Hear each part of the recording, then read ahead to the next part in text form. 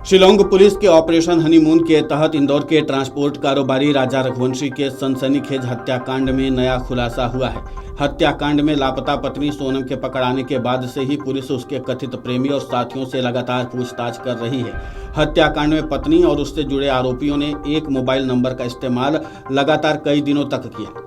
इस नंबर ने ही पूरे हत्याकांड की गुत्थी सुलझाने में शिलांग की ईस्ट खासी हिल्स और सोहरा पुलिस को बड़ी कामयाबी दिलाई। वहीं राजा रघुवंशी के भाई विपिन रघुवंशी ने कहा कि सभी आरोपियों ने माना है कि सोनम ही इस सबका मास्टरमाइंड है। उसने ही पैसों के लिए हत्याओं की साजिश रची। उसे पूरे ऑपरेशन की गहरी जानकारी है। निसंदेह सोनम ही मास्टरमाइंड है। सबसे पहले उसने हमारे परिवार को बदनाम किया है और हमारे जीवन की रोशनी छीन ली है। हम नहीं चाहते कि उसे रिहा किया जाए, हम चाहते हैं कि उसे मौत की सजा दी जाए। इस पूरे घटनाक्रम को लेकर के राजा रघुवंशी के भाई विपिन रघुवंशी ने और क्या कुछ कहा है, आप खुद सुनिए उन्हीं की जुबानी। देखिए, जो आरोपी पकड़ा है उन सभी ने जो कबूल करा है, उस प्रकार से तो ये लग रहा है तो सोनम जो इसमें मास्टरमाइंड सोनम ही है, क्योंकि सोनम ने इन लोगों को बेला बुसला किया तो पैसे का लालच देके इनसे मर्डर कराया गया है।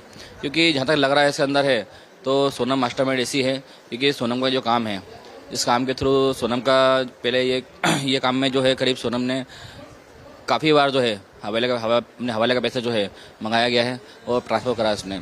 तो इस चीज़ को उसको बहुत नॉलेज है, क्योंकि ये चीज़ें जो मैंने जो है सोनम की मुझसे सुनी थी और गोविंद की मुझसे सुनी मैंने, तो हम लोग पैसा जो है हवाले के थ्रू मंगाते हैं। और जो कि आज सिद्ध हो चुका है, देवास में जो पकड़ा है जो है वो लोग भी पैसा हवाले के थ्रू गया इनके पास में। तो ये चीज़ें जो है इनके पास में कहते ना अपने वो मास्टरमाइंड जो है इसमें है। सोनम जो इस तरीके से काम कर रही है तो उसने एक तो हमारा परिवार बड़ा बदनाम कर दिया है और हमारे परिवार को जो हमारे परिवार का चिराग था, वो चिराग को जो उसने छीना जमार से जो है, हम नहीं चाहेंगे उसको तो कोई भी तरीके से उसको जो है छुड़वा के जाए किसी वकील के थ्रू। हम चाहेंगे इसको फांसी सजा मिले बस। वहीं गिरफ्तार आरोपियों को ट्रांजिट रिमांड पर लेने के बाद मेघालय पुलिस उनके घर सर्चिंग करने पहुंची। हालांकि इस बात का खुलासा नहीं हुआ कि आरोपियों के घर से मामले से जुड़ा हुआ कौन सा सामान जब्त हुआ है। सोनम की एक और करतूत भी सामने आई है। वो शिलांग में आरोपियों के साथ राजा के मौत के घाट उतारने के बाद इंदौर आ गई थी। उसे इंदौर से फरार करने में प्रेमी राज ने साथ दिया। 2 दिन बाद वो फरार हो गए और किसी को भनक तक नहीं लगी। इसके बाद वो गाजीपुर में ढाबे पर मिली। सूत्रों की माने तो सभी राजा से बात कर रहे थे। उस दौरान शिलांग से 400 रुपए में खरीदे गए हथियार डाव से सबसे पहले विशाल ने राजा के सिर पर वार किया।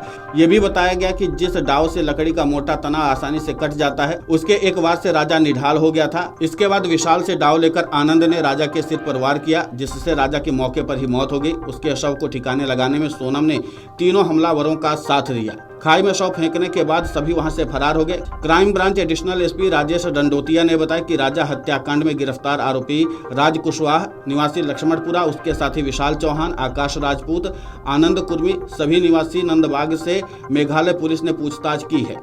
पूछताछ में राज ने बताया कि वारदात के पहले उसने राजा की हत्या के लिए 3 दोस्तों को 50,000 रुपए नकद और एक नया मोबाइल खरीद कर दिया था। राज पैसा कहां से लाया, इस दिशा में जांच चल रही है। वहीं जिस नए नंबर से पूरे हत्याकांड की साजिश रची गई, उसे किसने इस्तेमाल किया, ये जांच का विषय है। शिलांग पुलिस के अधिकारी मंगलवार को कैट रोड स्थित दिवंगत राजा के घर पहुंचे। अधिकारी ने इस घटना को लेकर शोक व्यक्त करने की बात कही। वहीं भाई विपिन ने कहा कि राजा के साथ वारदात करने वालों को फांसी दी जाए।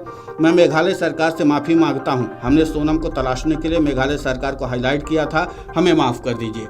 Video desk कमरुजाला.com।